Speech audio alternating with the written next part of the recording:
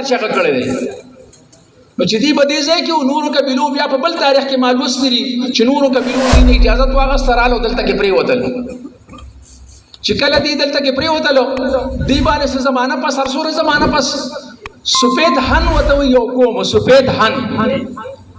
چې دا غي شکل ورکیږي د خپل خپوزي لکه مثال په تور جاپان والا یا چینا والا دیراله او دې خلکو قتل عام وکړو صرف دلزاق پاتې شو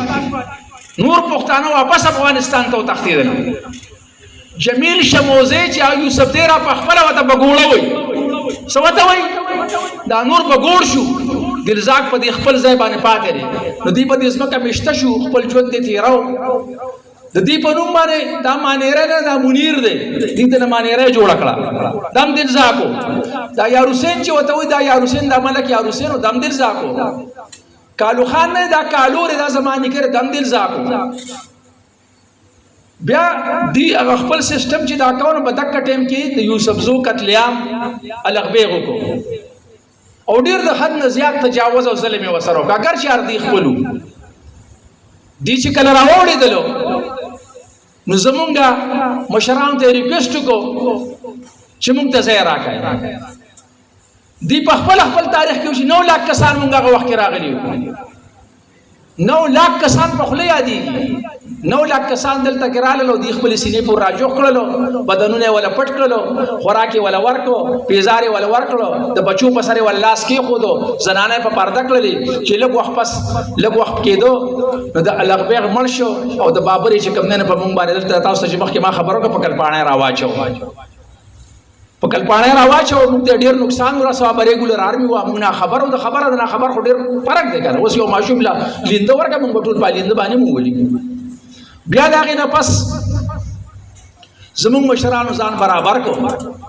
چې ځان برابر کو نو میدان د یوسف زو د ګیانیانو او د کې زیات ورالې کې ګیانیانو کړو او دې په سر مونږ د مغولو په دشمنان شو چې دشمن لځای ورکی نو هغه دا خو دشمن شو کنه دا غي اپس کې روغو شو ګور د پښتو عمل کې رشادتي او دغه روغ نه کیږي د چې څوک پنا چاله ورکی نو مونږ دا غي دشمنان شو هغه زمونږ دلته سیستم ختم شو بیا ګلبیله کې زمونږ د جګړې میدان جوړ شو په ګلبیله کې دا یوسف زی ګیانیان د دې تربوران دي ادوال او دی راوتین د ګیانیان د وجود افغانستان نه سازشونه شي ډیر ډونګو ته نظم هغه چې کوم دینو چې جګړه شو جنگ ګلبیله هغه ته وي کوم وته وي جنگ ګلبیله دا د پېښور او د 400 منس کې شوی دا دیکھیں 1000 کی ګیانیان زغره پوښت د دې خپل تاریخ لګي چاهو مړکړلو باقی نور فوجم مړ شو دې شکسل د بورو خوړو هغه نه پس چې کوم دی بیا وخت یریدو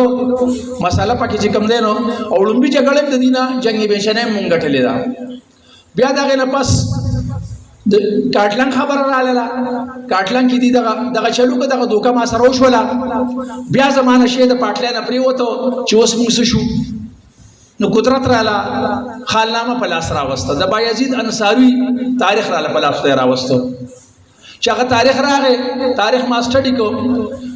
پیر روحان یا بایزید انصاری چې دا یو ډېر لوی تحریک والا سړی دا سړی هم صحیح دا غلط نه زمونږ د سره دښمنی نه و د مغولو خلاف د مغولو خلاف ټولي پښتني قبيله بغیر زمونږ د سره وي او بغیر د یوسف زو نه بدیم ځان پوهیږي چې یوسف زو مندل دی کې ګوره فرق دی چې کوم مردان او په ثوابه او په بنیر اوس دا مندل دي دا د غي تر ځامن دي یوسف زو په سواته په شاغله باندې پروت دی یوسف زو په لیډینګ کې بدی کمزور دا مندل کې زور ورو نو پیر روحان سره زما د علم مطابق 28 قبيله وي وزیر مسیح افریدی اورکزی بنگش عثمان خیل هم زموږ ورو خو دې دغه طرف ته اغي سره ملګری دا ټول 28 قبيله وسره دي چې کله دلته رااله پیر روحان یې غار پیر روحان دغه ټیم کې مړ د ځامنې لیډینګ کې د تابوت ځان سره ګرځي د په تابوت کې ګرځي ځان سره چې کله دی دلته رااله د یوسف زو د مندونو منس کې جګړه وشول یوسف زو بیلله او اپل لیډینګ پیر بابا کو او خون دروازه کو دم یا ساده د ادواړه بزرګان دي خدا مغولو دغه ټیم کې د اکبر بادشاہ حکومت ته اتماشا کوي